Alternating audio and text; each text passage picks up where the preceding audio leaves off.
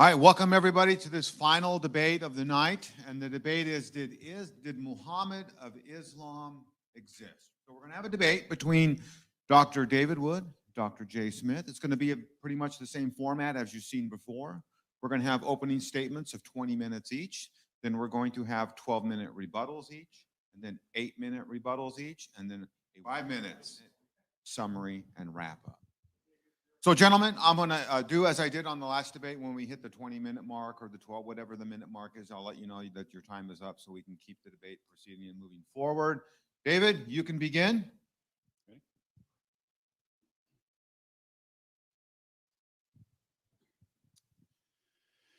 Well, good evening. I'd like to thank Ministry to Muslims for arranging this debate and the church here for hosting. I'd also like to thank Dr. Jay Smith for giving me this opportunity to debunk one of the most astounding pseudo-scholarly conspiracy theories the world has ever seen.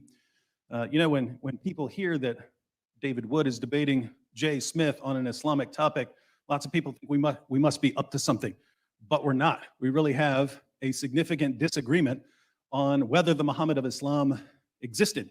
I still believe in the overall picture of Muhammad that most Westerners who study Islam believe in. He's born around 570 AD, starts receiving revelations around 610, preaches for 12 years or so in Mecca, flees to Medina, builds an army, conquers his enemies, dies around 632, that sort of thing.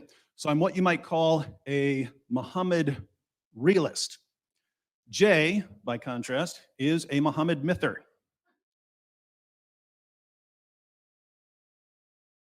I'm the only thing standing in the way of the mighty Jay Smith, who's trying to convince the world that your fake prophet never existed. So when you speak of me fondly. Now, Jay is going to present a number of problems for Muhammad realism, the view that the Muhammad of Islam actually existed. I'm familiar with many of these problems, and I acknowledge that there are some problems. There are some difficulties. We'll be discussing them. But we have to watch out for the classic move of the conspiracy theorist. The conspiracy theorist says, look, there are some difficulties with your position. Therefore, you should abandon your position and adopt this far more absurd conspiracy theory.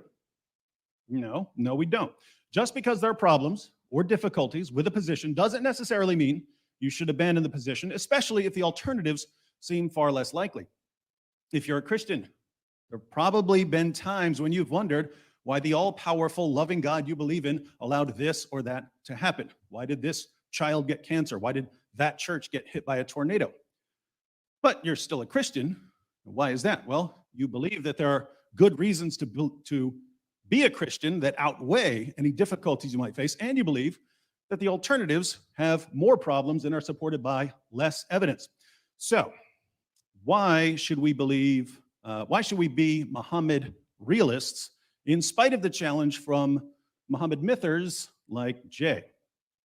There are many reasons to believe that the Muhammad of Islam existed. Here my opening statement. I'll give 3.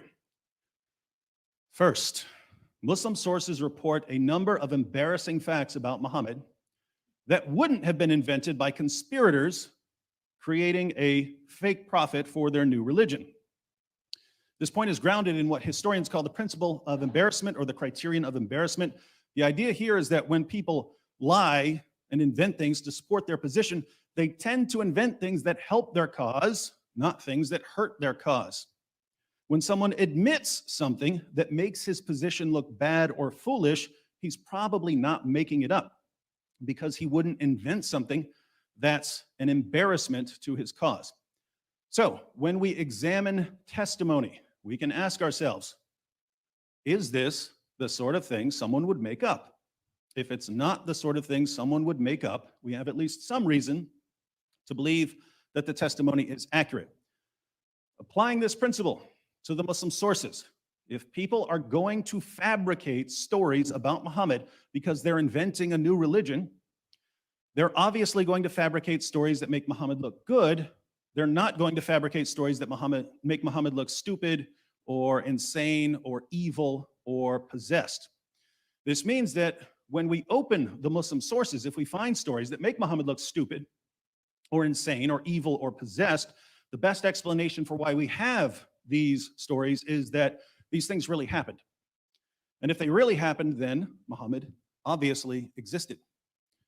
But we have to be careful here, because what's embarrassing to Muslims today in the West wasn't necessarily embarrassing to Muslims nearly 14 centuries ago in Arabia. Muslims in our time are embarrassed by all kinds of things we read in the Quran and the Sirah Maghazi and the Hadith. According to Muslim sources, Muhammad had sex with his prepubescent 9-year-old child bride Aisha. He had sex with his slave girls. He allowed his followers to rape their female captives and to have sex with prostitutes and to beat their wives into submission. Muhammad ordered Muslims to assassinate his critics and to execute apostates and to violently subjugate Jews and Christians. He supported his religion by robbing people. He had a man tortured for money. Muhammad bought, owned, sold, and traded black African slaves. All of this is embarrassing to Muslims in our time, which is why Muslim leaders usually cover up this information. But we have to remember that these facts weren't embarrassing to the Muslim community centuries ago in the Middle East. Muslims back then didn't have a problem with child marriage or beating wives into submission or raping female captives or anything else I just mentioned. So the principle of embarrassment wouldn't really apply here, because if these practices were acceptable to Muslims in the early centuries of Islam, there's no reason that someone couldn't have included them in fictional stories about a prophet he was inventing. But we find other stories in the Muslim sources that are quite different. We find stories that are pretty embarrassing to all people from all times. And we find stories that we know were embarrassing even in the early stages of Islam, because we find early Muslims trying to water down the stories or to explain them away or to erase them from history. Let me give you 10 examples of things that no one would invent about a prophet he's trying to convince people to believe in.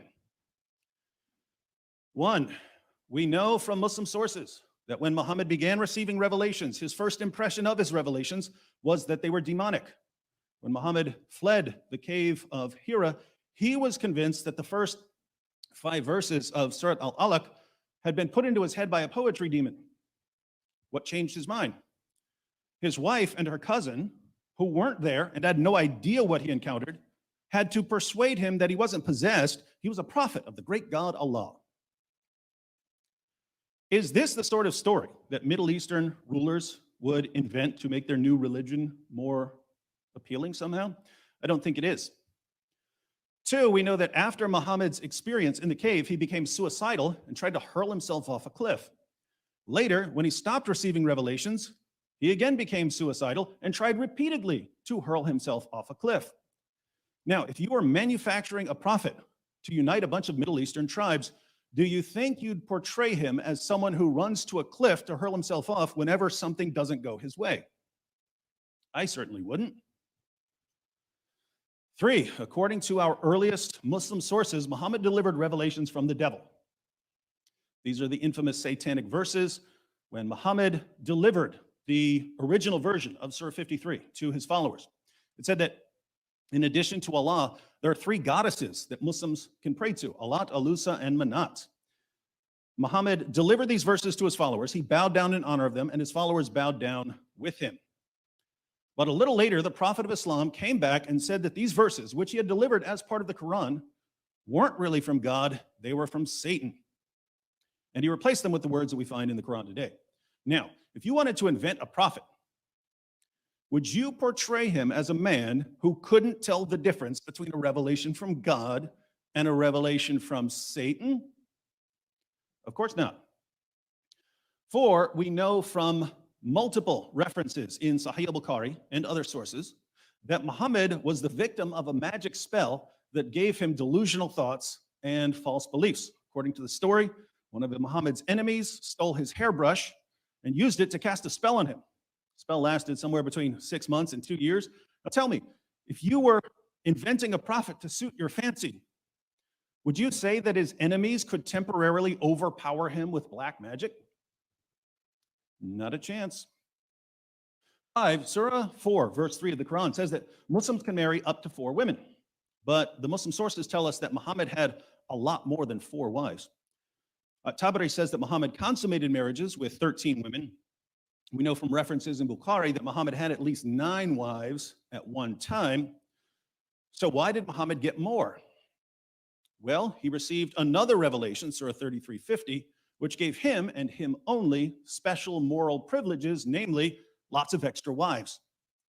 Needless to say, if I were inventing a prophet, I wouldn't invent stories that show him violating his own revelations. 6, Muhammad once had an adopted son named Zayd, who was called Zayd bin Muhammad, Zayd son of Muhammad. One day, Muhammad saw Zayd's wife practically naked and began lusting after her. When Zayd found out that his adopted father and prophet was lusting after his wife, he divorced her so that his adopted father/prophet could have her. Then Muhammad married the divorced wife of his own adopted son after causing the divorce by lusting after her. Allah himself had a difficult time justifying this marriage, so we can only wonder why someone would invent the story. 7, according to Muslim sources, Muhammad had a pretty disturbing problem. He was frequently covered in semen. His child bride Aisha reports in numerous hadiths that she would try to scrape it off or wash it off before he headed to the mosque, but even after she thought she had gotten it all off, she would suddenly see more. For the life of me, I can't imagine anyone inventing a religion and then making up stories about the new prophet being covered in semen. 8, according to Muslim sources, Muhammad would suck on the tongues and lips of little boys and have the little boys suck on his tongue. He also guaranteed that if he sucked on a little boy's tongue or lips, that little boy's tongue or lips would never be tormented by hellfire. Now, if you were inventing a prophet to be the center of your new religion, how many stories about your prophet sucking on little boys' tongues and lips to protect them from hellfire would you include? Answer is 0, and yet Islam has a bunch. 9, Muhammad made prophecies that were already falsified by the time he was supposedly being invented by conspirators.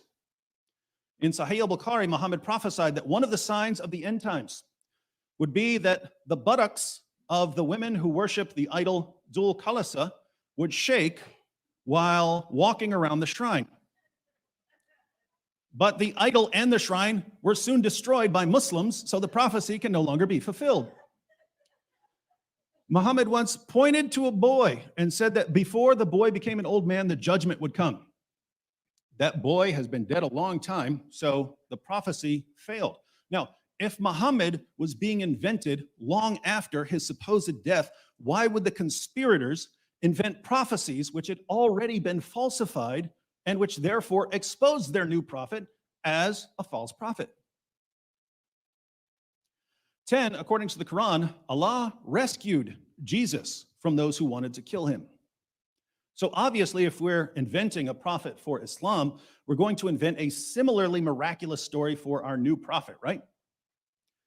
But how did Muhammad die in the Muslim sources? He was poisoned by a Jewish woman whose family had been slaughtered by Muslims. The poison ate away at Muhammad's internal organs, but it took him about 3 years to finally die in total agony.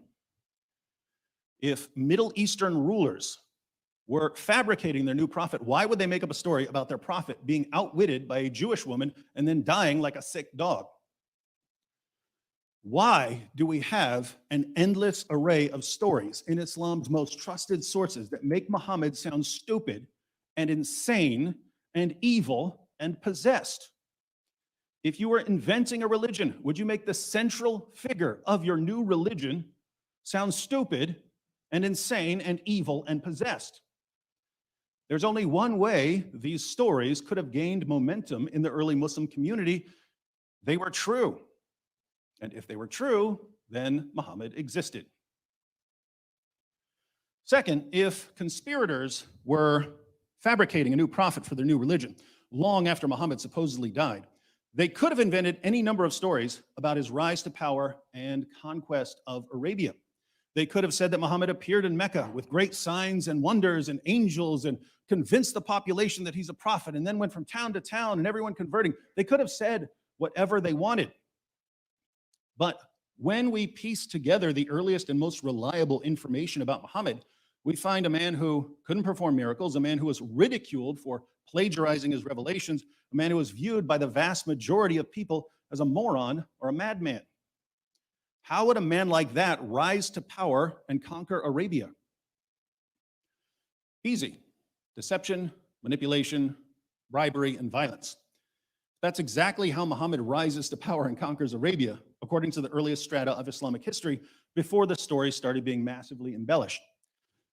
Muhammad told the Meccans that they should accept him as a prophet because of his amazing poetry and because he's mentioned in the Bible.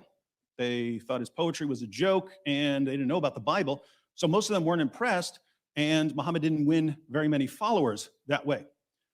Then Muhammad went to Medina. In Medina, Muhammad's message became, if you join my religion and fight for me, we'll go out, we'll kill the men, we'll take their stuff, we'll take their wives and their daughters as our sex slaves, and if you die while fighting for me, Allah will take you to paradise and give you an eternity of deflowering virgins. And that's when men started converting in droves. Once Muhammad became the most powerful force in Arabia, the pagans had to convert or die. Jews and Christians had to convert or become dhimmis or die, and anyone who left Islam or made fun of Muhammad had to be executed. This is the only way an illiterate 7th century Arabian caravan robber with Muhammad's mental and moral and spiritual problems could have been accepted as God's last and greatest prophet, and it's exactly what we find in the Muslim sources. But again, if later rulers were simply inventing the story of Muhammad as the foundation of their new religion, they could have said anything. There was no need at all for a fabricated Muhammad to rely on deception, manipulation, bribery, or violence to convince people to believe in him. Third, in 1999, the American psychologist Paul Vitz published a book titled Faith of the Fatherless.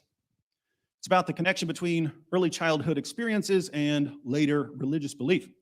His research showed that the overwhelming majority of prominent advocates of atheism over the past few centuries either had no father figure when they were young or they had a terrible relationship with a bad father figure. The overwhelming majority of prominent advocates of theism, by contrast, had a close relationship with a father figure they loved and respected when they were children. Near the end of the book, Dr. Vitz responds to a possible objection to his analysis. Since there have always been bad fathers or missing fathers, why is popular atheism such a recent development? He replies by suggesting that in the past, when atheism wasn't a live option for people, the psychology of the defective father would have been expressed differently. This brings us back to Muhammad, whose father died before he was born. Then he was sent to live with some Bedouins in the desert. They became convinced that he was demon-possessed, sent him back to live with his mother when he was 4. Then his mother died when he was 6. He was sent to live with his grandfather, and his grandfather died by the time he was 8. So Muhammad lost every relationship with a mother figure or father figure that he had by the time he was 8. Why is this important? Well, according to a lot of research, someone with this level of childhood loss and trauma will express this loss and trauma as an adult in 3 main ways. 1, he'll have a tendency to rebel against authority and tradition. 2, he'll have trouble forming stable, healthy relationships with other people. And 3, he'll have a problem with father figures, and especially with viewing God as a heavenly father. If you've studied the life of Muhammad, you know that Muhammad exhibited all of these features in extreme fashion. Muhammad is the extreme example of someone who exhibits these features. Muhammad doesn't just rebel against authority and tradition, he turns against his own people, against his own tribe, and against his own city, violently subjugates them, smashes their idols in front of them. Muhammad doesn't just have trouble forming stable, healthy relationships. All of his relationships were massively twisted. Muhammad's first marriage was to a woman named Khadijah, who was 15 years older than him, the same age his mother would have been if she hadn't died. Muhammad would run to her when he was scared, even though he was a grown man. He had his best friend hand over his prepubescent daughter for marriage. He took the wife of his own adopted son. He married a woman after torturing and killing her husband. These were not normal relationships. And finally, Muhammad doesn't just have a problem with father figures, he abolishes adoption in Islam. There's no more adoption in Islam. Muhammad abolished it and unadopted his adopted son. And no one in history had a bigger problem with viewing God as a heavenly father than Muhammad. The Quran says that the highest relationship anyone can have with Allah is a slave to master relationship, and that the heavens and earth are on the verge of being torn apart whenever someone says that Allah is a father. This leads to an obvious question. How much did Jay's merry band of conspirators know about psychology? If you guessed absolutely nothing, you're absolutely correct. Yet, we want to accept Jay's conspiracy theory, we have to believe that they were the greatest masters of psychology ever, because they wrote a fictional account of Muhammad's childhood that lines up perfectly with his psychological profile as an adult. More problems to come.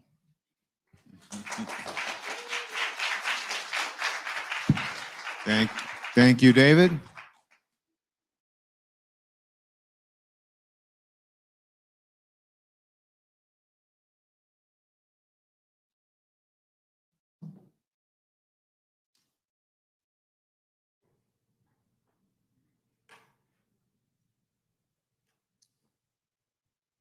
All right, Jay, as soon as you're ready, you'll have your 20-minute response, 20-minute opening statement. Well, I wish I could go right into the rebuttal, but we're going to have to do this first. So let's go right into it, and let's show you what and who this Muhammad is of the 7th century versus the Muhammad of the 9th and 10th centuries. So now David has given a very convincing view of this Muhammad of the 9th and 10th century. What he didn't want to talk to you about is this timeline. Take a look at the timeline, you'll see the problem. Everything that he referred to, all those stories that he talked about, the 10 different problems, do not take place or are not written down, are not at all, you might say, even put to any historical evidence that we can see at the time, even the century that he lived. Take a look and see where the names are. And there's the story of Muhammad, born 570. He went through that. And now let's see where all that takes place. Take a look at this slide here.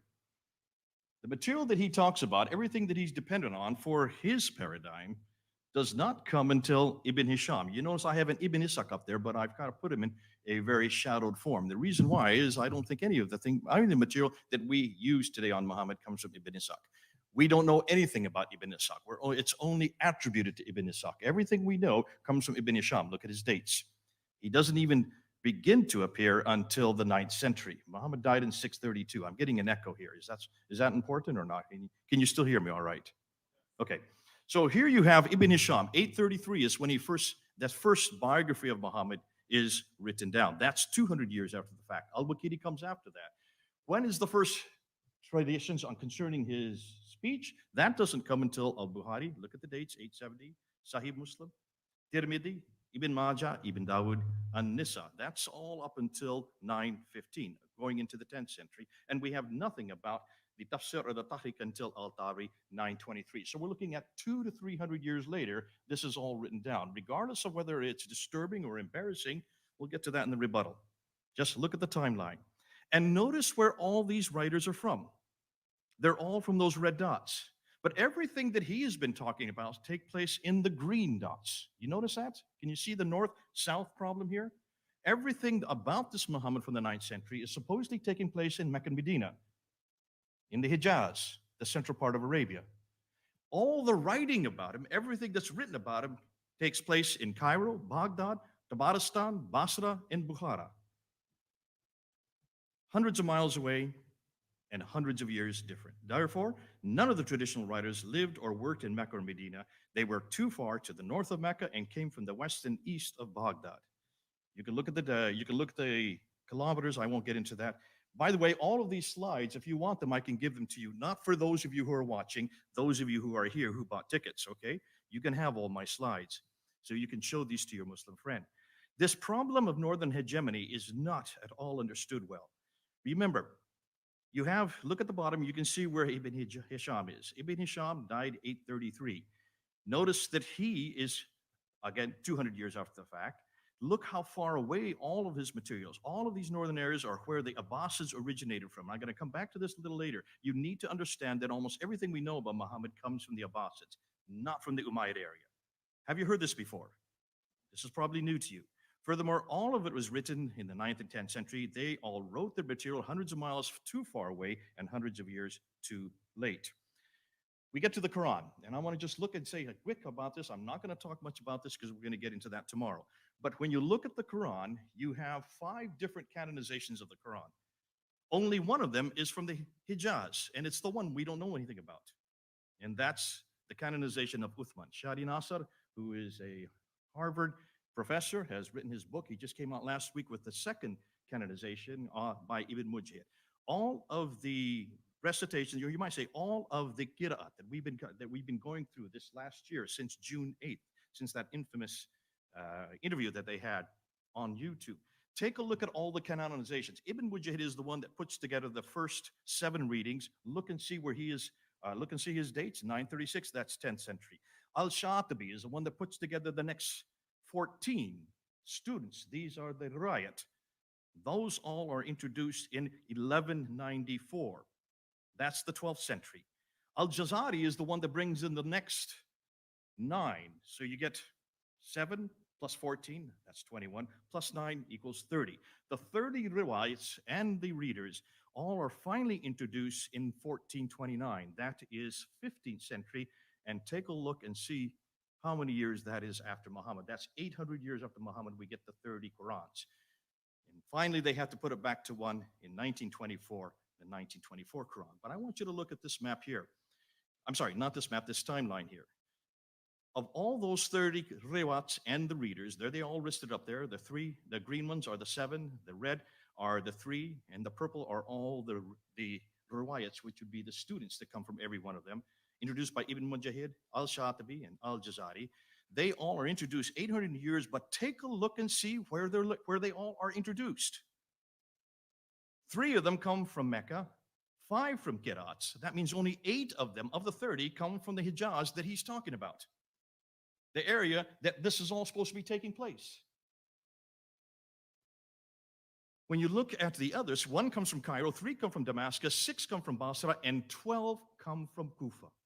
And the Quran that we have in our hand today, it is from Kufa. It is not from the southern part. It is all in the north. Look at the red dots. Here's the north-south divide again.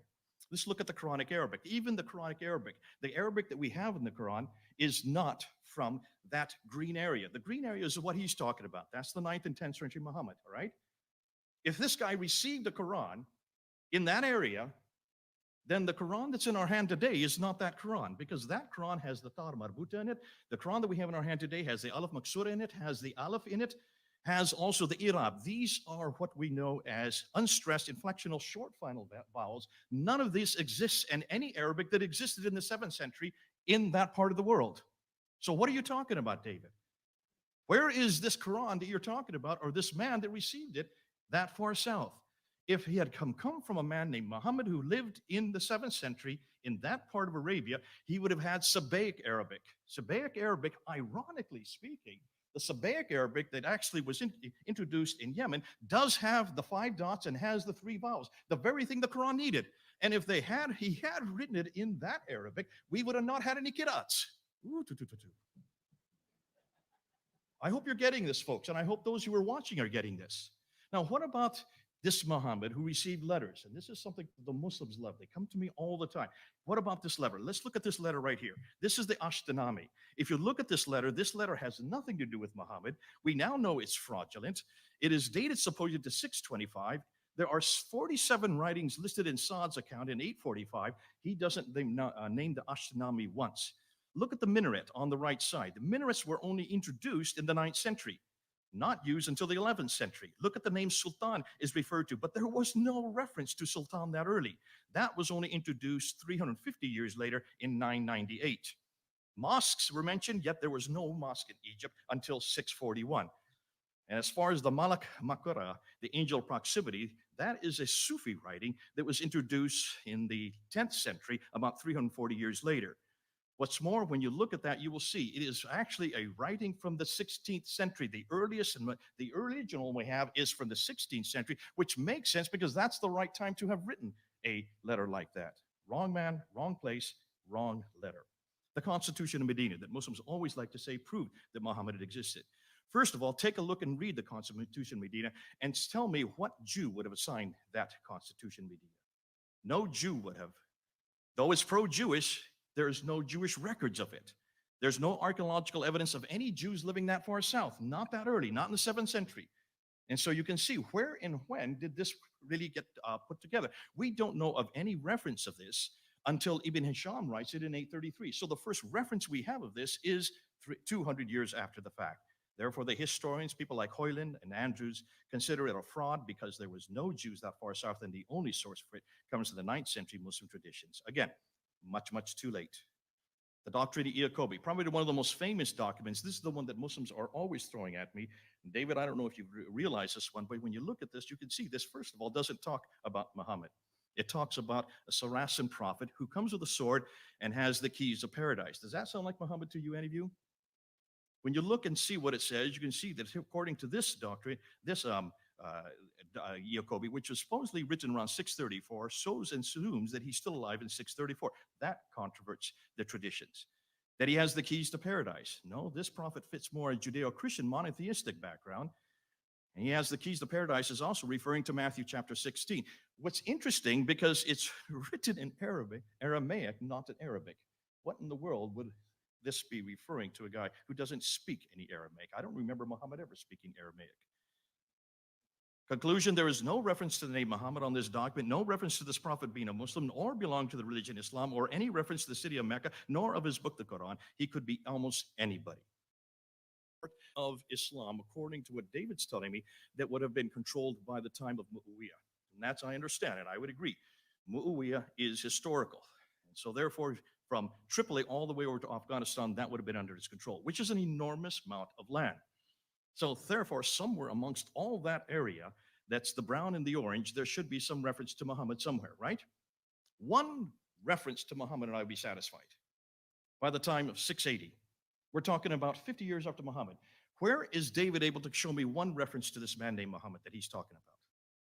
In that area, that swath of land from Afghanistan to Tripoli, let's start with the Quran. Well, okay, let's look at the Quran. 4 references to Muhammad in the Quran. In chapter 3, verse 144, in chapter 33, verse 40, in chapter 47, verse 2, in chapter 48, verse 29.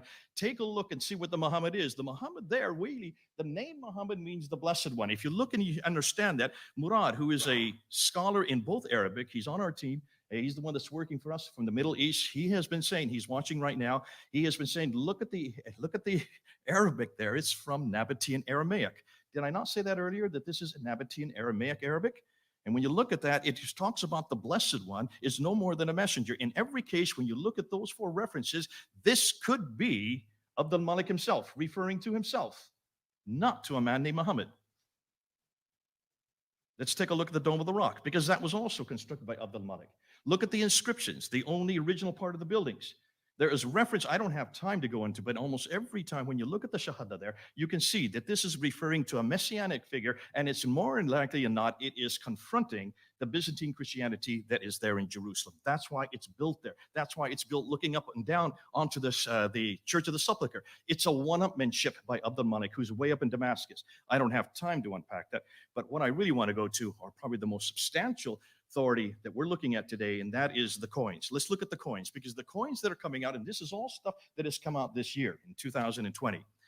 Look at that swath of land and look and see what they now controlled. Anytime you have a new emperor or a new caliph like Abu Bakr, Umar, or Uthman or Ali, the first thing any caliph or any king or any leader does is to mint coins. And they put their image on the coins, and they put their name on the coins, and they explain who they are, and they always say what the religion is, and they always say where the mint is.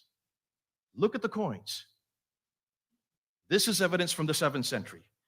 Now look and see where they're minted. They're minted in 2 areas, one in Syria, the other in Iran. None of them are in the Hijaz.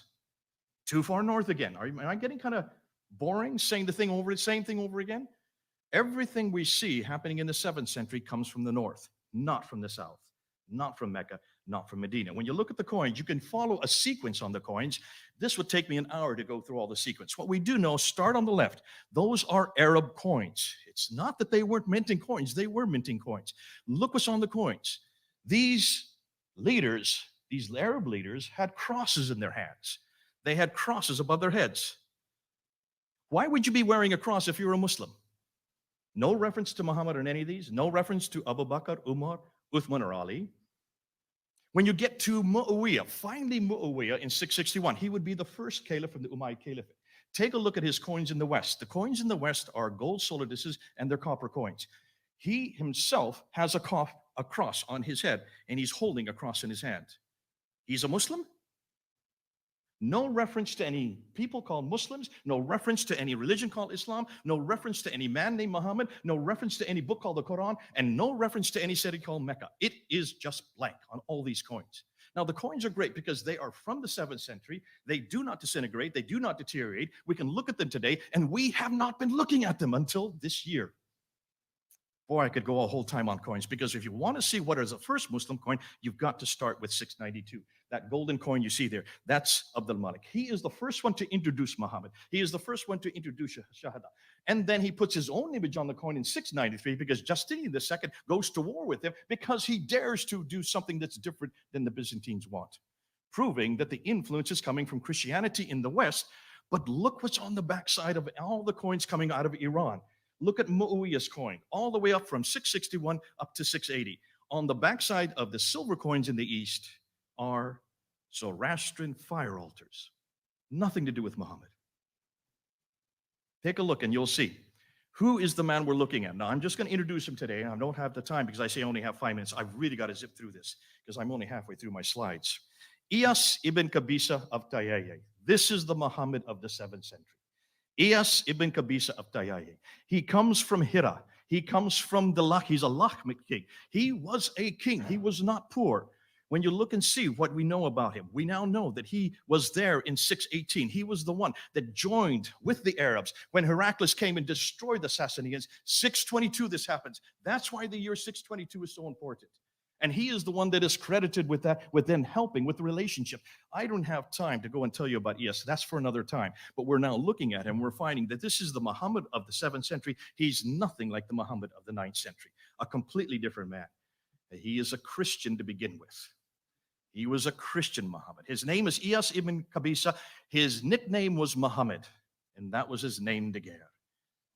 Now, hold on to that. I don't have time to go into this. We'll come back to him. I've already said we can't find anything about the rightly guided caliphs. But now let's look at the rock inscriptions. The rock inscriptions are almost as good as the coins. We have found 30,000 rock inscriptions. And here's what's interesting. When you look at the rock inscriptions, you will see that none of them, before we get onto that, take a look and see where the rock inscriptions are. They're all up there in the north. They should be down in the bottom part where the Sabaic script is. All of these rock inscriptions from the 7th century up until 690 are all using Nabatean Aramaic, which is from Petra. Petra. Have I said that one before? And when you look and unpack those rock inscriptions, Ilka Linsta, oh, you've got to give me more minutes than that. Ilka Instant, 100-dated rock inscription. Everything we see before 690, none of it referring to anything that we need to be looking. There's nothing there about Muhammad on any of these rock inscriptions. They're still there for us today. And then we get to the inscription of 741, the Apocalypse of Pseudo-Methodius, Continuato, Byzantia, Arabica. That's a mouthful. Remember when Patricia Correa looked at this and said, this is the first reference we have for Mecca. We don't have any other reference for Mecca. What she didn't read is the rest of the inscription, because the rest of the inscription explains who and where this place was. And it places it way up in southern Turkey. The first Mecca is way up in southern Turkey. I don't have time to get into that. Wait till you see when we come back. I don't want to get into Petra. Petra is amazing. This will take me another hour. And I just want you to look at this. Look at this map here. Notice everything we know about Petra from Jordan. Take a look and see. Notice where all the trade routes are. Now, one of them goes south. They're all going east and west and north. Why is it that nothing is going south if that's where Muhammad was, if that's where Islam began, if that's where civilization began for the Muslims? I don't want to get into this reference here. Let's just go and look at this conclusions. Notice, all the manuscripts, 6 to 9 of the earliest manuscripts. This is not the Kiras. We're talking about the earliest manuscripts. That's the Topkapi, the Samarkand, the Ma'il. All of these great 6 major manuscripts that we've been talking about for years now, since 2014. Look and see where they come from. They come up from those cities up in the north, not from the south. The Qira'ats, 22 of the 30 Qira'ats come from the north, not from the south. The Hafs Quran that we use today comes from the north, not from the south. The Quranic Arabic that we look at today comes from the north, not from the south. The Qiblas until 727, all the Qiblas up until 727, we don't have any Qiblas from Mecca or from the south at all. They are all from the north. Look at all the Muhammad himself, Ilyas ibn Qabisa. He comes from the north, not from the south. The Iraq inscriptions, all of them come from the north, not from the south. The year 622 comes from the north, not from the south. The first Mecca comes from the north. I see that. You don't have to keep it up there. And then the conclusions. Here we go. I'm going to do it all in 1 minute. The sources for everything we know about traditional Islam that David would like to support come too late and too far away, except for the first canonization, which is impossible to find. The other 4 canons are too far north. The Quranic Arabic, again, is too far north. The Ashtanami letter is, again, too late. The Constitution Medina, much too late. The Doctrine Jacobi is, again, the wrong time. Muhammad is not in the Quran, nor is he on the scripts in the Dome of the Rock. The coins all support a 7th century archaeological and documentary evidence and simultaneously confront the traditional 9th to 10th century narrative that David would like to push forward. Iyas Kabisa is the man I think we're looking for. He is, and I'm going to introduce him as the 7th century Muhammad. I would love you to tell you the story about why he is so great. We can't find any of the 4 rightly guided caliphs in the 7th century. The rock inscriptions say nothing about Muhammad or Mecca or Islam or the Quran or the Muslims until after 690. They only begin to start showing a religion that as we know it from 720 to 730. We're going to talk about the 741 inscription of the first Mecca. That is in southern Turkey, much too far north, and everything we know about Petra, the initial sanctuary of the Arabs, which was later replaced by the current Mecca. Therefore, the conclusion. The historical record suggests that most everything we now know of Islam in the 7th century is either too far north or too far away or much too late to be the Islam of the 9th century Islamic traditions. Islam is really an Abbasid creation.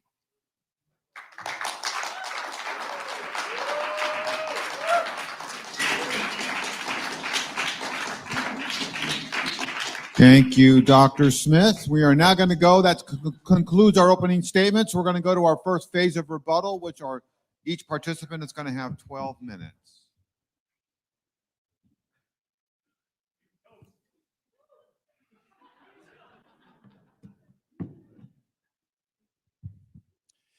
Don't you just love conspiracy theorists?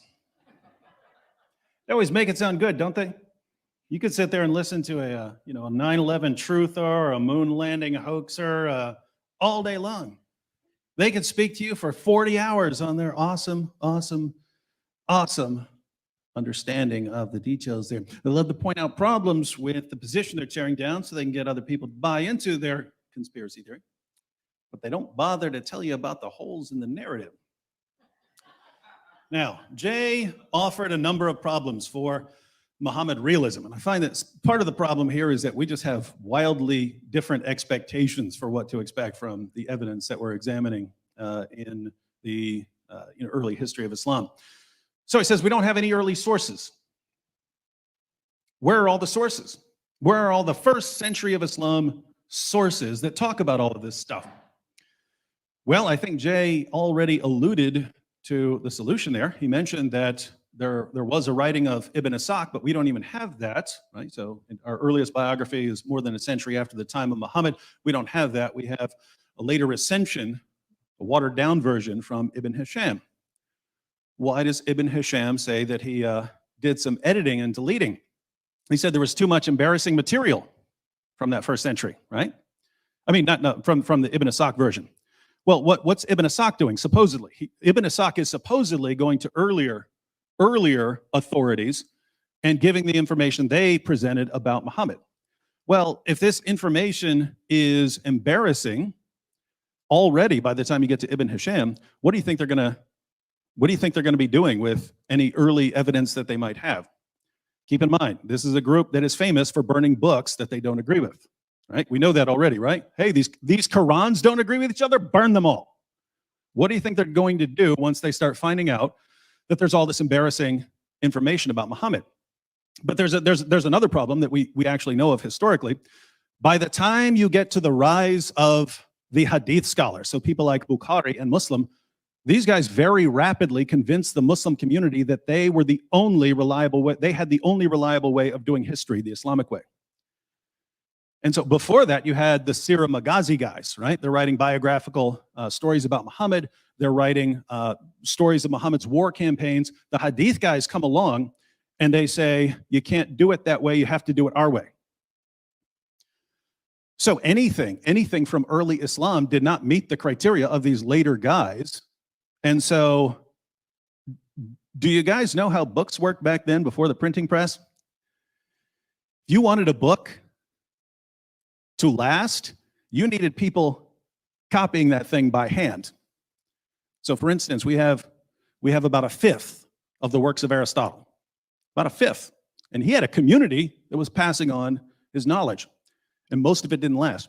You need a very, very dedicated group of people passing on your knowledge if you want it to last. So the point here is, when I look back there and I say, oh my goodness, there are no sources from the first century of Islam. Oh, you mean by 2 centuries after that time, they viewed that material as very unreliable and using an un-Islamic method, and therefore no one's copying it, and therefore we don't have it? Shocker. That's my view. So in other words, I'm not surprised by that. It seems to fit together with what we know. But let me give you an example of why I think there was reliable information coming out of the first century. Let's take the example of the satanic verses, which I mentioned earlier. I mentioned the satanic verses. When Muhammad received revelations from the devil, delivered them, and then came back and said, the devil made me do it, tricked me. I have 50 Muslim sources on the satanic verses. 50. Those stories, they come with little isnads and so on that tell you where those actually came from.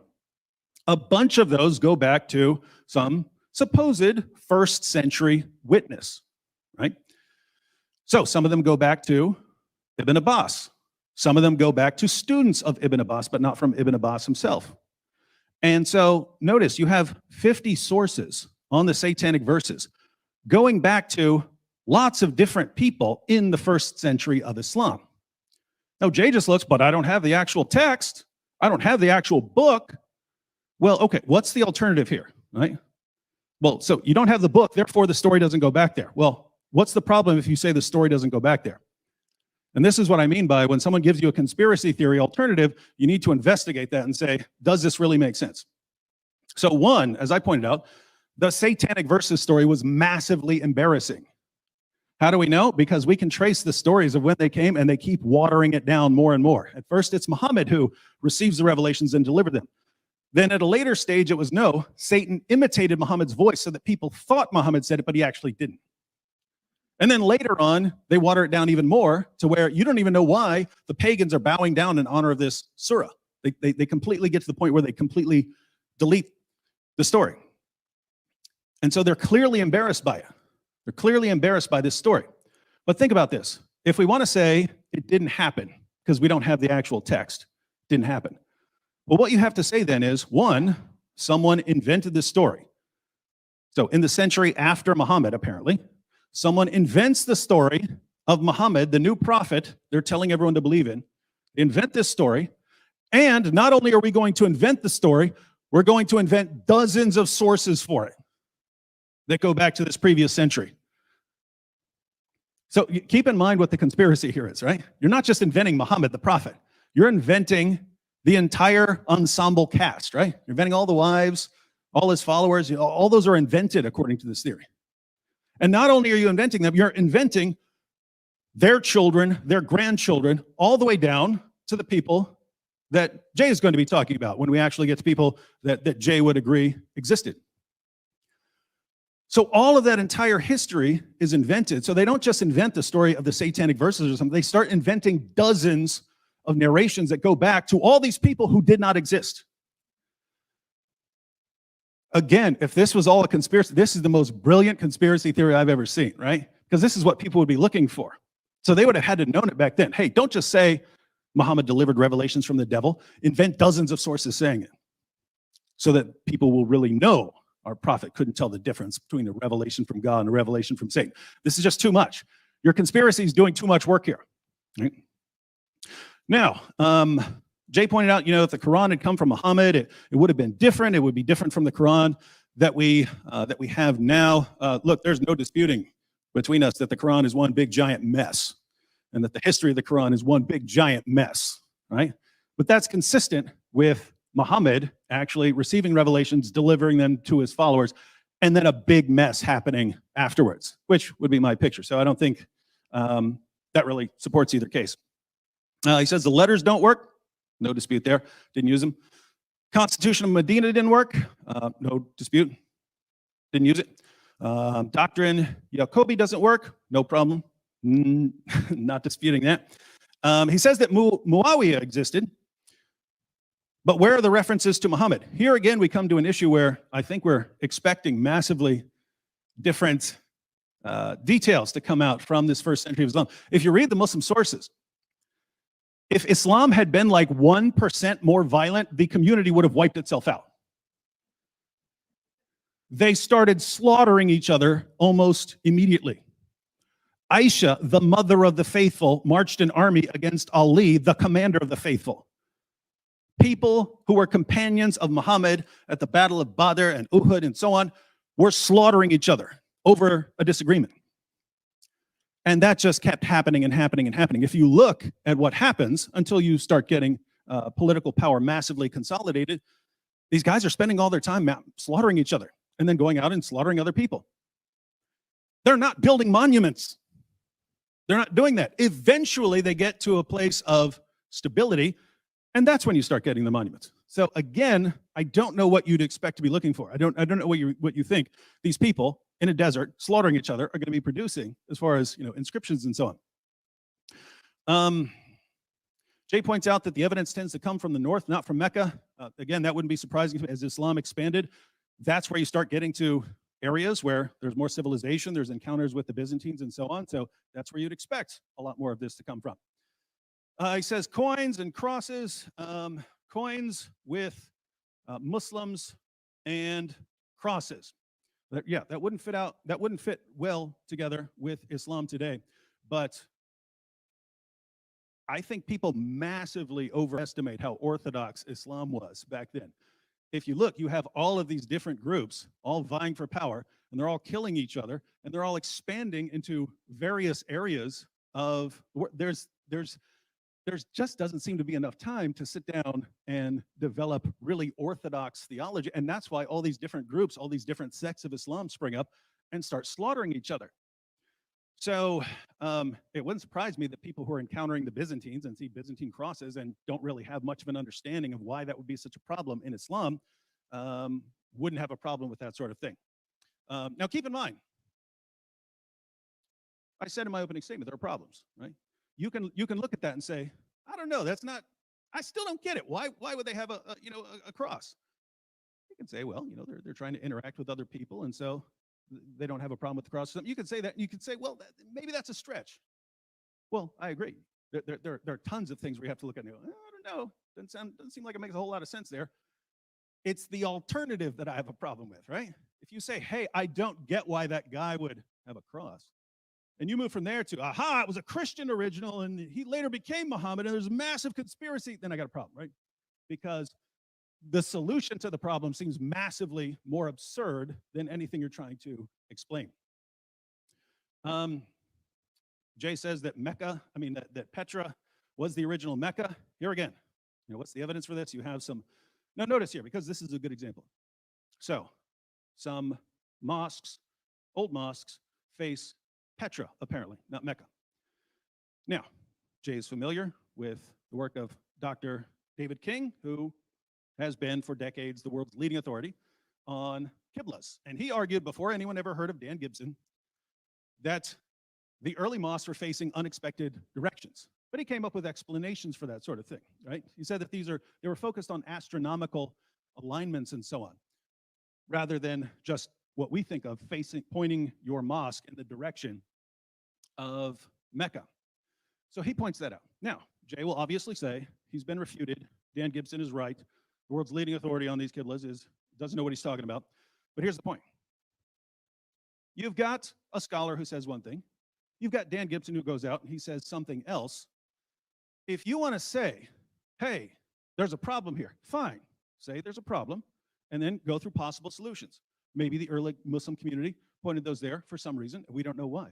Once you start saying, no, that was the original Mecca, and that was the original this, and that was the original that, and everything is a conspiracy here, you've gone vastly beyond. You've gone vastly beyond any problems in what you're trying to explain. So, again, because this always happens, right? Oh, look at the moon landing. That flag doesn't look like it would in space. Well, therefore, NASA hoax, right? No, you got to take these problems, take a close look, And we're going to do that a little bit more as this debate goes on. Thank you.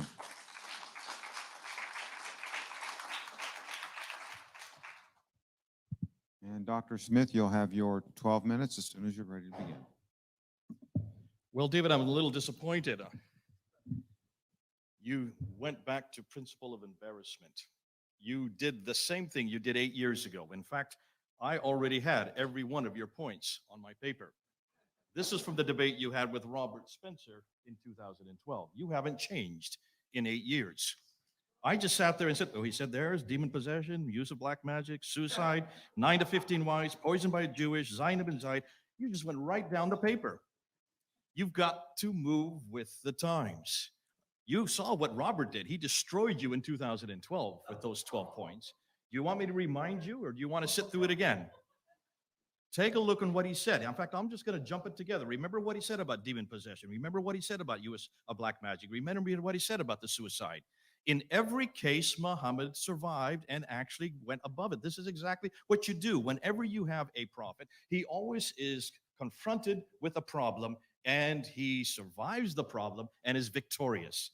So he survived the demon possession. He survived the black magic. He survived the casting of spells. He survived and came out victorious against the suicide. Why didn't you do the whole story? That is typical of any time you're trying to aggrandize your prophet. What about the 9 to 15 wives? Well, you may not want 9 to 15 wives, but most Arab men in the 7th and 9th, sorry, the 9th century, let's look at the 7th century. In the 9th century, that would show that he's virile. And that's why it's important that anybody who is a leader of men, because of the responsibilities of that leader, and Muslims have said this many times, and I understand it, they had to show alliances through these wives. More than that, more than that. What about being poisoned by a Jewish? Remember, that's typical demonization of the Jews. You will see that right through the traditions in the Quran. There's nothing new about demonizing the Jews.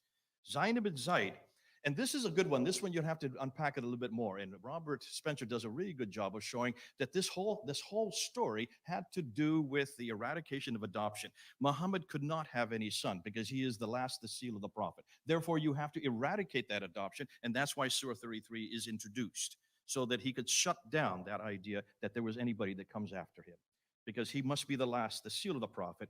It also simultaneously attacks Jesus' adoption. That's the Son of God. So you can see it's a double whammy. That would make sense in the 9th century, not in the 7th century. The satanic verses, and here I'm going to end. This one is probably the best one, because remember what I said. Up until 749, when the Abbasids come to power in 749, everything was Umayyad. What is it that the Abbasids hated? They hated the Umayyads. The Umayyads were Nabatean. They were Arab. The Abbasids are Persian. They're Sassanian. They were destroyed by the Arabs. Remember that. And that's why the Arabs, where did the Arabs and where did all the Umayyads have their headquarters? In Damascus, way up north.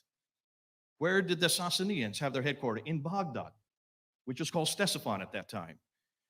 When they finally came to power, that now explains why all the mosques are facing Petra, because the Umayyad, the Nabatean sanctuary, was always Petra. That's why all the mosques were facing Petra. You talk about king, I can't believe, I think you were doing that tongue in cheek, because I hope you don't think that Dr. King, here's a man that's the world authority on mosques and qiblas, the direction of every mosque, and only went to one in his entire career. Dan Gibson, in a period of 25 years, went to over 100, physically went to these mosques. And he not only physically went, he looked and found where every one of the qiblas went. And whereas Dan King, using 9th, 10th, and 11th century, the very material you're using on the qibla, remember, none of the 9th, 10th, and 11th understood why the qiblas were in every direction. In fact, they thought they were in thousands of directions. No, they weren't. Dan Gibson found that they were only in 4 directions. And every one of those 4 directions had to do with the politics that was happening in 660 with Muawiyah, that was happening in 690 with Abdul Malik. I'm sorry, 685 to 705 with Abdul Malik. If you follow the qiblas, you can follow the political. If you follow the politics, you can follow the qiblas, which is exactly what you're supposed to do as a historian. And for heaven's sakes, go to the mosque and find out where they're directed if you're the world authority on it. Shame on Dr. King. He never left his libraries. That's why you need to do the same thing, David. Stop looking at 9th and 10th and 11th and trying to understand what's happening earlier. You need to go back to the 7th century. Now, David, have you noticed he did not really go back to the 7th century to rebut anything I said today? Did you notice that? He just called this conspiracy. This is not conspiracy. This is historical evidence. Everything that I've been pointing to, and I want to give credit to a group of men who have been doing this for 20 years. Mel from Sneakers Corner, Murad from the Middle East, Joe, I can't tell you where he's from. He doesn't want me to tell you where he's from. These three guys are amazing, and I hope you're all listening because you need to look at what they're doing. Go to Sneakers Corner and see what they're coming up with. They are way ahead of everybody else because they refuse to trust anymore the 9th and 10th century. I've refused to trust the 9th and 10th century. It's too far and too far north. Too late, too far north. If you want to find out what happened in the 7th century, why not go back to the 7th century? And look at the art of material that we're getting there. Look at the coins. Look at the inscriptions. David, you didn't deal with the inscriptions. You talked about the coins and you kind of snuffed it off as to say, well, they're not that important. No, they're very important. Remember, back when anybody came to power, what's the first thing you do? They didn't have radio. They didn't have television. They didn't have internet. How did they announce themselves? They used coins. Everybody used coins because that was in the hands of everybody. And the first thing you did as any leader, a new leader, is you put your name on the coin. Those coins exist. They were putting their names on it. These are not a conspiracy theory. We're talking about hard evidence. Look at the names on those coins. Look in what they do. What next thing they do, they also put a denomination of what they're worth, and then they put always a religious icon to show what religion they belong to. And that's why all the coins in the West, the gold solidus were all Christians. All the ones in the East were all Zoroastrian. Nothing Muslim about them. What do you do then? Then you also write, you chisel away on all these rocks, thousands, tens of thousands of these rock inscriptions. David, you didn't deal with that. I want you to start dating with the 7th century. Stop all this conspiracy theory. Stop talking about things you talked about 8 years ago and come back into what you're going to refer to today. Because if you're going to talk about principle of embarrassment, then I'm going to throw back at you, why is it that if you're going to use that category, why don't you use it on Christianity? If you want to find out about Jesus Christ, let's use his criteria. We must use that which comes 200 to 300 years later that is embarrassing about Jesus Christ. Why don't you start with the infancy gospel of Thomas? Look at the infancy gospel of Thomas, written in the 2nd century. There is a Jesus that you would love to follow. This is a Jesus who he presents as a naughty, irascible child, vindictive child, who uses his miraculous powers to take revenge on teachers, neighbors, and other children, some of whom he blinds, others he cripples, and he even kills. Is that the Jesus you want to take? Because that's the Jesus of the traditions, the Gnostic traditions that come 200 years later. Now, why were they not chosen by Irenaeus and the early church fathers? First of all, because they're too late. And secondly, that is not the historical Jesus we have from the 1st century. So, David, if you're going to use the idea of taking that which is later and more embarrassing for your criteria, then I want you to start using the infancy gospel of Thomas to now define your Jesus. Thank God that's not my Jesus. And I would say to the Muslims who are listening, everything you're dependent upon is based on nothing more than happenstance. Talk about imposition of this conspiracy theory. I want you also to look back and look and see why is it you want to go to Ibn Ishaq. The reason why I said that Ibn Ishaq, I put him in a shaded form, is because look and see who Ibn Ishaq is. He is the first one of the Abbasids who's still a carryover from the Umayyads who writes the first biography in 765. The Umayyads have come to power in 749. So roughly 16 years later, he writes the first biography. That biography is riddled with Umayyad material. And there are all kinds of stories about that Muhammad, because remember, that Muhammad starts to appear on the inscription, the rock inscriptions. I'm using hard evidence again. This is not supposition. This is not conspiracy. The rock inscriptions start to show this Muhammad from 720 up into the 730s. Ibn Ishaq writes that story, but that's not the narrative that the Abbasids like. So 70 years later, Ibn Hisham is commissioned to take what he liked of Ibn Ishaq and throw the rest away. Which means we don't have Ibn Ishaq anymore today. That's why I put him shade in him, because there's an evolution between Ibn Ishaq and Ibn Hisham. And by the time you get Ibn Hisham there, that story is now the narrative that the Abbasids want. But they still don't have the sayings. The sayings still need to be put together. The sayings take another 40 years to be put together, and that's not till the late 9th century. But those sayings, remember, al-Bukhari is given, according to the traditions, according to the story, he's given 600,000 of these sayings, and he's to whittle them down and destroy that which did not exist. Now, how would al-Bukhari know what Muhammad said if he's living 240 years later? According to David, he's a lot more trustworthy because he is living 240 years later. He whittles them down and only retains 7,397. That means he throws out 98% of it, only retains 2%. 2%. Every tradition, the 9 volumes we have on al-Bukhari, is only 2% of what was there. What do you think he threw away? He threw away everything the Umayyads had. That's why I keep on saying Islam is an Abbasid invention. It is a Persian invention. It is an invention that was created and maintained in Baghdad. And that's why everything that comes before it had to be eradicated. Yes, you talk about the burnings. Look about the burnings of the Quran. I mean, take a look and see about all these stories. They are probably half true. There probably was a burning of Qurans, but it did not happen in 652. And that's why we can't find any Quran from 652. Have you noticed? We can't find any Qurans from the 7th century at all. Put it all together and you'll see what's going on.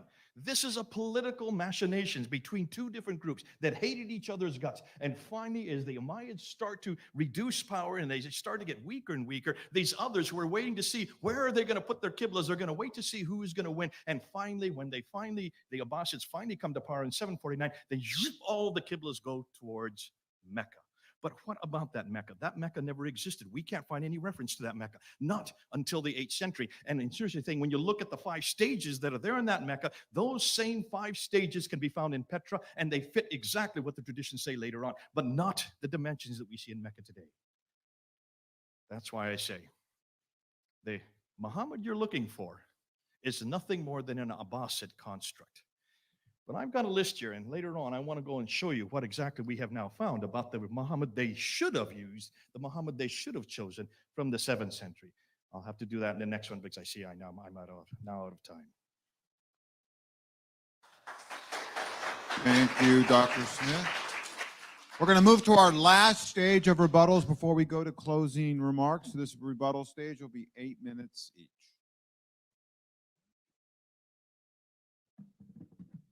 Check, check. All right, in my opening statement, I made 3 points. First, there's so much embarrassing material in the Muslim sources that we just can't conclude people were inventing it when they were starting their new religion. Jay apparently isn't a fan of the principle of embarrassment, which is one of the most valuable principles that we could ever use when examining testimony from the past. So I pointed out demonic possession, suicide attempts, the satanic verses, black magic, hypocrisy, Muhammad taking his adopted son's wife, Muhammad walking around covered in semen, tongue-sucking, false prophecies, poisoning. Jay responded to a couple of those. Second, I argued that the only way someone as horrible as Muhammad could have become known as God's last and greatest prophet would be through a combination of deception, manipulation, bribery, and violence. That's exactly what we have in the Muslim sources. There's no reason to say any of that if you're just making up a figure. And third, the stories that we have about Muhammad's childhood in Islam's earliest sources are exactly what we would expect given his massive rebellion against authority and tradition, his problems forming healthy relationships, and his hostility against father figures, and especially with his hostility against God as a father figure. In other words, someone got the childhood right to produce that sort of expression of this childhood trauma. And this isn't coming from David Wood. You can go check out Paul Vitz's book. So Jay's responses to some of this. Muhammad survived demonic possession and suicide and satanic verses and black magic and so on. So he made it through this. So there's no problem here. Yet, yes, there is. Your guy could be taken out with black magic. Your guy thought he was demon possessed. You have a suicidal guy. And Jay says, well, but it's okay because he made it through that. Are you serious? So someone said, you know what? I want to show that the prophet is really resilient. So I'm going to make a story about him repeatedly trying to kill himself whenever something goes wrong. And I'm going to make a story about a guy getting hair from his hairbrush and giving him all sorts of delusional sexual thoughts and so on. That's what the story actually says. So That's why they invented this story. Seriously, are you kidding me? We want to show that the prophet is resilient, and we invent these stories about him being controlled by black magic and so on. Very, very strange stuff. Jay says, well, 9 to 15 wives would just show that Muhammad is virile. I agree. That wasn't the problem. We're not talking about how many women Muhammad could have sex with. We're talking about Muhammad violating his own revelations, right? You get the command to do 4. If you want Muhammad to have 9 to 15 or whatever, just make that the rule, right? You don't need to show Muhammad constantly coming up with revelations that allow him to violate his previous revelations, so that his wife Aisha said, your Lord hastens to satisfy your desires, which would also be very embarrassing in the Muslim sources. This is Aisha making fun of Muhammad for always getting anything he wants. Why invent that as a commentary on Muhammad always getting everything he wants? Doesn't sound like something someone would invent. As far as being poisoned by a Jewish woman, Jay says, well, no problem, this is demonizing Jews. The Jewish part is not the relevant part there. It's that Muhammad was completely outwitted and swallowed poison and was outsmarted and spent 3 years in total agony until he was dragged around with his feet dangling behind him, like Weekend at Bernie's. And Aisha said, and of everything Aisha had seen in her life, she said she never saw anyone go through more than Muhammad did. And then he died again, like a dog, like a sick dog. You're inventing your religion. And according to Jay, it's supposed to be this rival to Christianity. Why is Jesus in the Quran superior to Muhammad in any way if they're putting this forward as the religion that's meant to respond to the Byzantines? Why not have your guy do something more miraculous than be born of a virgin and perform all the miracles that Muhammad performed, and then a more miraculous ending? You can write anything you want. You're making it up as you go along. Oh yes, your Jesus, he rose from the dead. Or even according to Islam, he was rescued by Allah. Muhammad died like a dog. But it's to demonize the Jews. If you're just going to say something, you can say that about anything, right? Say about any story like that. You can just say, even true things. You can always say, well, it was because of this. It just doesn't fit. Come on. It doesn't fit. These are not, if you're making up a religion to unite the Arab tribes, this is not the sort of stuff you'd be putting in there. You're basically giving ammunition to everyone that you are trying to persuade. You're giving them ammunition against you. Jay says that the story of Zayd and Zainab was meant to shut down adoption so that Muhammad wouldn't have a descendant. Well, why'd you write him as having an adopted son then? We need to do away with Muhammad having an adopted son. You just made it up. Why would you need to do away with it? Do you see the problem? According to Jay, the reason they're doing these things is to cover up this other thing that they made up.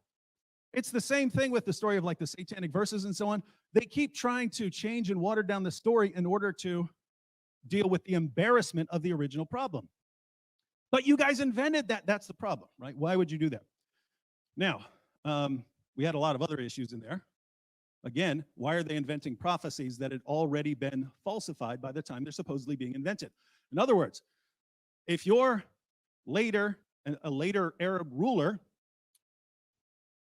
you're looking at dual Khalisa, it's already been destroyed. Why are you going to use that as a sign of the end times? The people worshiping there, they weren't worshiping there anymore. Why are you inventing false prophecies that could never be fulfilled? Again, if Jay wants to argue that they invented this so that we could later refute it, that's fine. But if you're saying they invented it to be a believable religion, you got some problems here. Now, Jay repeatedly says, this isn't a conspiracy, it's evidence. Well, no, Jay, this is the definition of a conspiracy theory, right? You said Islam was an Abbasid invention. You're saying all of this was invented, right? You're saying they moved the Kaaba from one place to another. They invented a prophet. They convinced the entire generation. This is the definition of, it's a massive conspiracy. Think, during the time of someone like Abdul Malik, who's supposedly inventing this, once he starts spreading these stories, don't all these people know that none of this happened? I mean, unless they were brand new, don't they know, hey, what? We haven't been serving Muhammad. What? We haven't been facing that direction. What? Where'd this new religion coming from? So somehow they're all involved in this conspiracy, and then they start cranking out tons and tons of sources where they're supposedly getting this information from the previous century, and it's all a hoax. Well, there's a problem. Suppose Abdul Malik, suppose one of the later rulers starts inventing these things. Well, guess what? You have multiple groups back then. You have the Kharijites.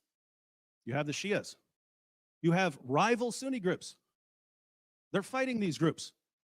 If you say, we've got our place in Petra, now we're going to move it down here. We're going to move it down here to this place called Mecca. We're going to invent this. We're going to invent this new guy.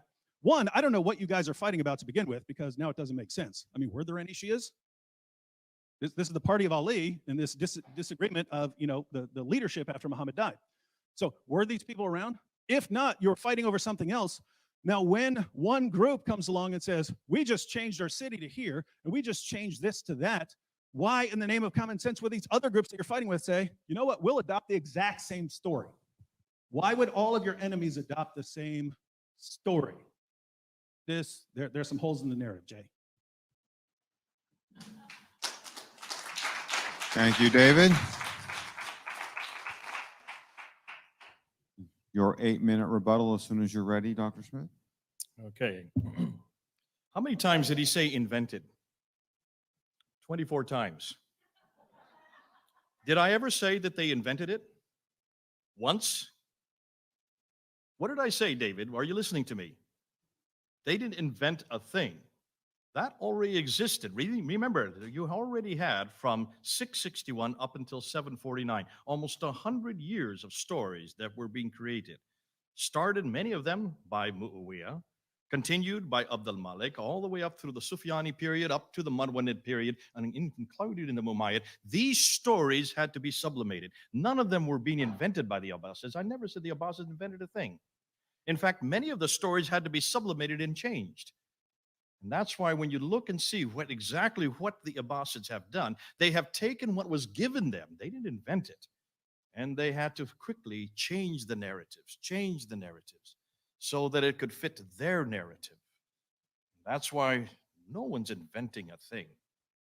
Please get it right. You're wasting your time because you haven't yet answered my question.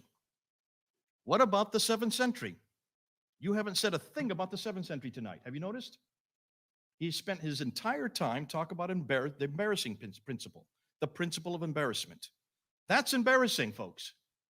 If that's all you've got is the principle of embarrassment, because you don't like it, David, because you're looking with your Christian eyes, and I understand. And you've made a whole industry of it. You've been your whole ministry. Because as a Christian, he is embarrassing. Of course, Muhammad's embarrassing. Those traditions are absolutely embarrassing. But you're talking as a 21st century Christian. No, you're not. Actually, you're talking as a biblical Christian. When you compare the Muhammad of the 9th century, who is very Arab, yes, he is very much from his environment, and you compare him with Jesus Christ, there's no comparison. He is full of embarrassment. I can understand why you want to hold on to him. I can understand why you want to continue with him. Because your whole ministry has been based on basically destroying that Muhammad. Please continue to do that. Don't stop, David. Sam, don't stop. We need that Muhammad destroyed. Because that is the Muhammad of almost 2 billion Muslims today. That's the only Muhammad they know. That's the Muhammad I want nothing to do with. He is embarrassing. Understandably, David, he is embarrassing. But I'm a historian. And I have to understand the historical record. And the historical record is showing me that there is no Muhammad at all. There was a man named Iyas ibn Qabisa. And I just want to show you what we now know between, I got the wrong paper. Look and see what we now know about Ibn Qabisa compared to your Muhammad. We know that Iyas ibn I don't like you sitting there. I wish you'd just go out. It's no fun being told how much time I have. I'm used to waffling on without any care for time, but let's go ahead. Iyas ibn Qabisa on this side, he was of noble birth. Muhammad, he was humble to begin with. Ibn Qabisa, let's just call him Iyas. Iyas was a king with power given to him. Muhammad was poor and had to gain power over others. Iyas never used violence to attain his position. Muhammad, once in power, always used violence to retain it. Iyas was possibly a Christian who loved the biblical Jesus, whereas Muhammad of the 9th century was likely a pagan who hated the biblical Jesus. Iyas was used by others to bring about peace. Muhammad was used to do it, but he was supposed to do it, but turned to violence instead. ES is historical with evidence to prove it. We know where he was born in Hira. We knew where he grew up there in Kufa. We knew that he, after 622, once he had helped to get the Arabs to create their identity, he then was deposed and he moved over to Petra in the west. Muhammad, no history at all. You have not shown me one historical evidence for Muhammad in the 7th century. David, I'm waiting for that. In your final, I hope in your final summation, you will give me one piece of evidence prior to 690 that refers to him by name. The man who was a Muslim, living in Mecca, who received a Quran. Help me here. ES, however, is a model for everyone today and every day. Your Muhammad is not a model for anyone, anywhere, at any time. There's nothing embarrassing at all about ES. Enormous many things that are embarrassing of Muhammad. And that's why you and Sam have spent a whole career confronting him. Please continue to do so. ES was a competent guide and instructor. Muhammad was illiterate and used violence to get obedience. ES had a death penalty, but only for those who broke the law, whereas Muhammad, he had a death penalty for those who mocked him. ES spoke about love. Muhammad preached hate.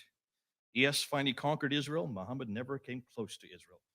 ES married a Jewish woman, and had alliance with the Jews. Muhammad married a Jewish and then killed her former husband. ES focused on Israel, whereas Muhammad had nothing to do with Israel. ES preached about the coming Messiah, whereas Muhammad preached about himself as the last prophet. ES said that he had the keys of paradise, Christian motif. Muhammad, he never even mentioned it, didn't even know anything about it. Now, for Muslims listening, isn't it interesting? The Muhammad of the 7th century, possibly understood by those in the 7th century, was lost by the 8th century. The Muhammad that was created out of all the stories coming out of the 7th and 8th century, that was finally became the Muhammad of Islam, that Muhammad is absolutely embarrassing. And on that, both David and I are agreed. But that is not the Muhammad of the 7th century.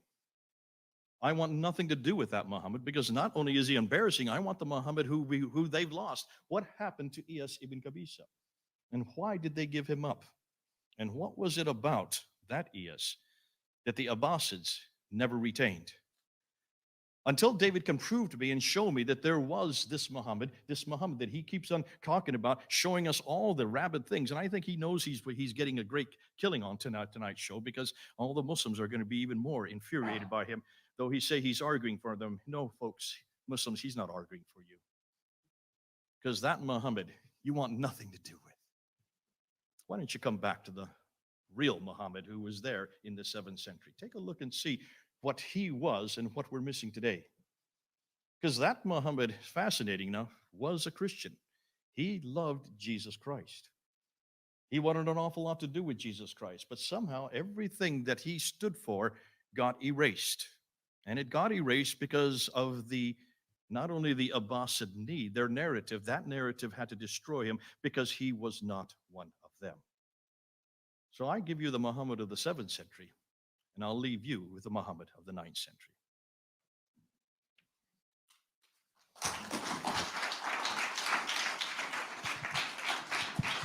Now, gentlemen, we move to the final stage. You have 5 minutes for your closing statement.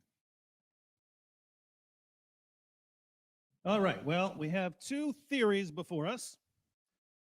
First, the Muhammad of Islam existed. I argued that I can't imagine anyone inventing the stories about this guy that Muslims have attributed to their prophet. If you were inventing stories and saying, hey, I want the world to believe in this, this is the prophet that's going to unite us. Again, the demonic possession and suicide attempts and so on, they made him the most obvious false prophet in all of history. They made him the most obvious false prophet in history. They literally made stories about which showed him to be a false prophet by the time they're writing these things down. Can't imagine that. And I pointed out that history, the history we have of Muhammad according to Muslim sources, that lines up with that is the only way a guy like that could have risen to power. And the childhood, again, someone with those childhood experiences who loses every close relationship for the first 8 years of his life, we know what that produces, and it's exactly what we find in the life of Muhammad. So there's too much coincidence here if this is just pieced together from a bunch of strange sources. I do rely on the principle of embarrassment. I did want to respond to one thing Jay said. Jay said, why don't we use the principle of embarrassment with Jesus? Look at the Gnostic source. They have all this weird stuff. Yeah, I already mentioned that in my opening. Said that was not weird to the Gnostics. I said, there's stuff that's embarrassing to Muslims today that wasn't embarrassing to Muslims back then. If it was embarrassing to people back then, yeah, I agree. You can't use it. But we have all of these things that we know were embarrassing because they immediately start trying to cover them up and water them down. You can look at a bunch of different sources for the same event, and you can look where these stories supposedly originate on the timeline when they're being reported, and you see a study process of watering them down. But one, what's the purpose of inventing them? And two, how can you actually form a timeline that goes all the way back into the 7th century of when these things are supposed to be being revealed, and it all fits together perfectly? He says, give a reference before 690. Again, we have some very different methods. I'm looking at that community and what I would expect from them. All they do is slaughter each other and slaughter other people. And the only text they would have written would have been laughed at by the later Hadith scholars who said their method was garbage. So I don't know what you're expecting. It reminds me, it's like Eusebius said that Constantine commissioned the writing of 50 copies of the Bible. Where are they? They've all been covered up. It's a conspiracy. They're covering up because they changed the Bible. What are you talking about? Some people have suggested Sinaiticus or Vaticanus may have been a part of this. There's no evidence for it. So best case scenario, you lost 48. What happened to those? They were all covered up. It's a conspiracy. What? Show me one of those Constantine Bibles, or admit that it's been changed. Come on, right? So now this is very interesting. The second theory is that the Muhammad of Islam didn't exist. And Jay just said, I'm not saying they invented it. No one's inventing a thing. You said in your presentation right before that, Islam is an Abbasid invention. And if you don't believe Muhammad existed, yeah, you can piece together some things from other, if you want to say it actually referred to this person, that person. But the overall history of Muhammad had to be invented. If you believe that they were moving their center of worship from Petra to Mecca and so on, if you believe they're imposing this, and then if you believe that Ibn Ishaq is part of a conspiracy to put out this entire history of Muhammad, he can't think that's true. So there have to be people here putting this together who know this stuff isn't true when you're talking about this happened and that happened in Mecca and so on. So there has to be a massive, massive conspiracy here. Once again, whatever group is doing the conspiring to invent this thing and to move things around, why are the other groups that you're at war with going along with it? Why do they buy into all of the same stories? They should be saying, you see, these guys are liars, but they don't. They all go along with the same story. Interesting. All right, and that's my real problem with Jay's conspiracy theory.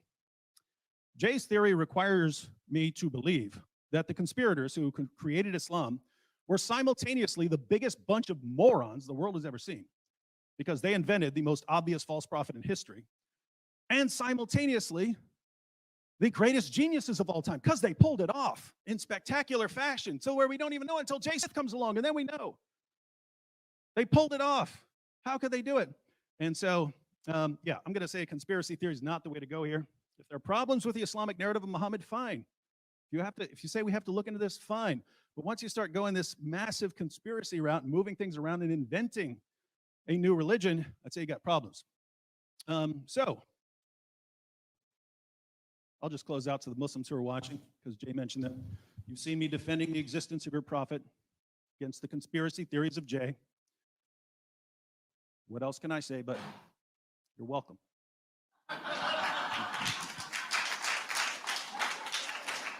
Thank you.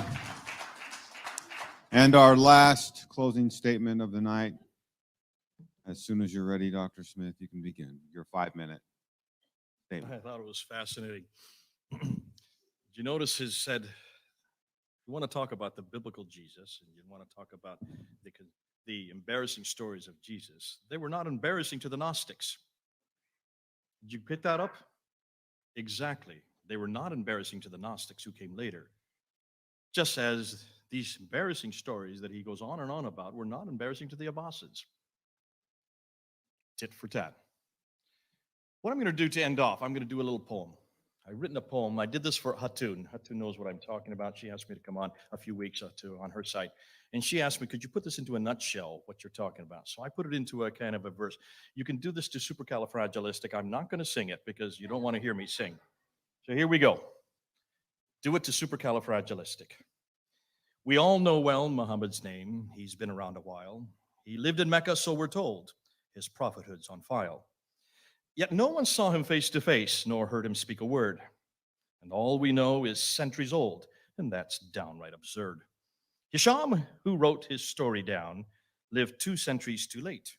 Bukhari, who wrote what he said, lived at a later date. There was just nothing written down. They borrowed from hearsay and lived in towns way far too north, hundreds of miles away. So it seems it's all made up by Abbasids, we're told, who sought to purge all previous views and introduce their mold, not invent, purge. They needed an identity different from those before. They had no book, they had no man, they needed something more. Muhammad was the name they chose, and Mecca was his town.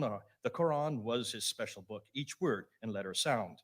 Yet that which they say came from God was written down by men who lived in Iraq, far too north, not even from his ken. The final version they call Hafs was not one of the best. He lied and cheated all the time, more worse than all the rest. The Arabic which he contained was from Hijaz, it was thought. Its grammar, letters just weren't right, especially without dots. So where did it originate? Where could it have come from? Or where could it have come forth? Southern Levant is where it hails, again, too far, too north. The mosque became their focal point. The Qiblas were confused. When Gibson found they pointed north, he was indeed bemused. Yet what about Muhammad's name? It's, again, nowhere to be found. The Hijaz is the place he walked, yet nothing on the ground. The rock inscriptions are all blank. You'd think they'd say much more. Of him, we cannot find a trace. He's really just folklore. The coins are equally opaque. Of him, there's not a peep. Perhaps they went on holiday or maybe fell asleep. His town, Mecca, where he grew up and where he sought his fate, was not known until 741, 100 years too late. Many have said he wrote letters and sent them all around. The Ashtenami is one case, but it has proved a fraud. The Medinan Constitution supposedly is true, but it makes too many mistakes. Its truths are all too few. The Doctrina Jacobi is also claimed as true, but their man in Jerusalem turns out to be a Jew. Muhammad did not really live. His story is a lie. No one can find him anywhere, no matter how they try. Without Muhammad, Islam dies. It flits and floats away. Since we now know he didn't exist, Islam has had its day. David believes he did exist. He really has no choice. Without him, he's just incomplete, yet gives David a voice. If the traditions were correct and Muhammad was a man, then I would be the first in line to give David my hand. But you and I know very well he never lived on earth. His story is just fairy tales. It really has no worth. We know David depends on him. He must stay a prophet. Who else offers him so much fun and makes him so much profit? A man who's so embarrassing, so full of evil deeds, could never be made up. He's everything Dave needs.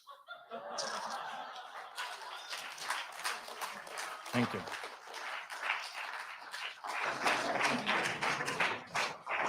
Well, thank you, panel members. This concludes our debate. Thank you again, and I'll turn it over to Pastor George. Wait. What? Yeah, one thing. What, did he go over? We need you to take 1 more minute. I think you need it. No. A comment No, about this nice we poem. got a rapper back here. Wanted to see if Veda wants to rap Jay's poem. I'll give you a beat, son. I don't know if you can rap it. You got this?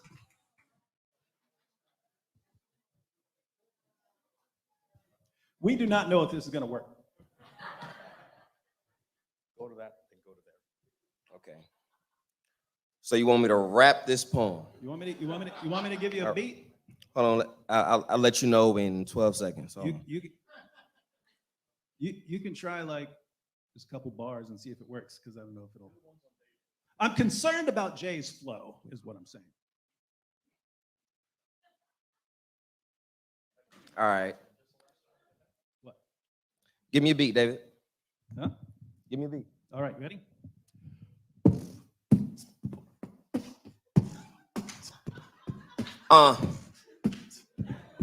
Not embarrassing, y'all. We all know well Muhammad's name. He's been around a while. He lived in Mecca, so we're told his prophecies on file. Yet no one saw him face to face, nor heard him speak a word. And all I know is that is centuries old, and that is downright absurd. Here's him, you wrote his story down. Lived 2 centuries too late. Bukhari wrote it down. Said that he lived a later day. There was just nothing written down. They borrowed hearsay. And now here's living town 100 miles away. And so it seems it's all made up. Made up. I'ma keep going, say he's made up, and that is what we're told. We're sought to previous views and introduced the mode. They needed an identity different from those before. They had no book. They needed something more. Muhammad was the name that they chose. Mecca was his town. The Quran was a special book. Each word would letter sound. Yet they said that it came from God. It was written down by men who lived in Iraq, far too north, not even from his kin. The final version that they call has was not one of the best. He lied and cheated all the time from the rest. We gonna catch the beat. I'm gonna keep on going and I'm gonna catch the beat. All right, Arabic, which it would contain from hinges, and that is what he thought. And I know it don't sound like it rhymes, but he didn't do it right, especially without dots. So where did it originate? Where did it come from? Southern living was as hills to the north. The mosque became their local point. Hold on. I tried.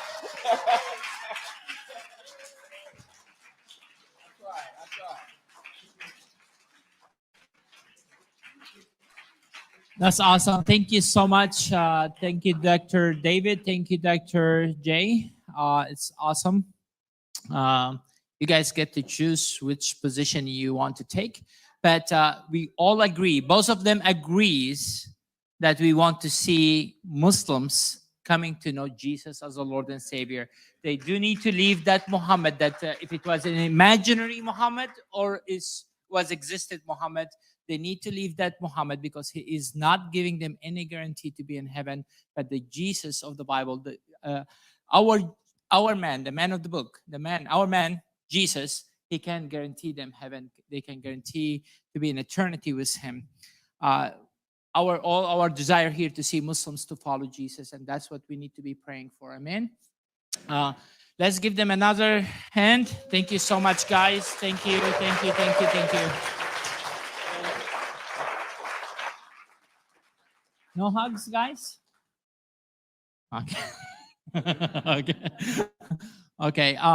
Tomorrow we're going to be here at 2:30, but in the morning, if you go to the ministrytomuslims.com, tomorrow morning, each one of these men here, and also Anthony Rogers speaking in different churches, Calvary Chapel Norco, Jay Smith, myself, who will be there at Calvary Chapel Norco if you would like to come.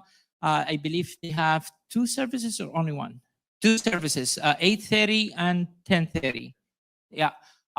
In ministrytomuslims.com, go to our Strong Tower. You're going to see the schedule there. In Hesperia, California, Sovereign Way Church, Anthony Rogers will be speaking there at 10 in the morning. And there's a church locally in, I believe in Brea. Is Danny here?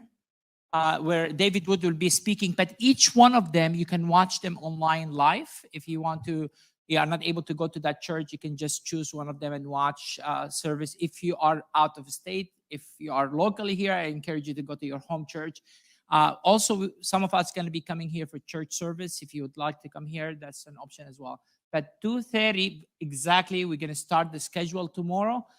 Don't miss it. We have former Muslims from Somalia going to be sharing their stories. It's going to be really awesome panel discussions and great topics. How many of you enjoyed today, guys? It's awesome. Thank you so much. Thank you so much. Thank you so much. Let's stand up and close in prayer. And remember, tomorrow is a Sunday. They're gonna have this place for church service. If you can help us to make sure no cups, no trash, anything, let's pick up stuff and make it reasonable for tomorrow for church. If you can help us, please. Thank you. Heavenly Father, we just thank you so much. Lord, we thank you, Lord. We thank you, Lord, for today. Lord, I do want to pray for Shabir Ali, Lord Jesus. I pray for the salvation of this man, Lord. I pray that you may reveal yourself to him, Lord Jesus. We do, Lord, love that guy, Lord Jesus. We want to see him coming to know, and we know, Lord, that you love him so much as well. Lord, I pray that you may reveal yourself to him, Lord Jesus, in dreams and vision, leading him out of Islam, bringing him to know you as a Lord.